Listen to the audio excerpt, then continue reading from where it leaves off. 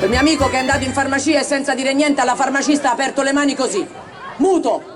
La farmacista l'ha guardato, crema per le mani? No, mi devi dare 10 pasticche di Viagra. 10, sì. Domani a Roma atterra un aereo con 160 californiane, voglio fare la mia porca figura.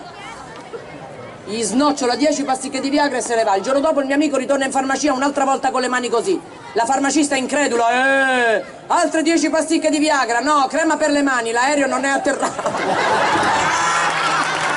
Signora, ma che gliela spiega? No, vabbè, me ne vado.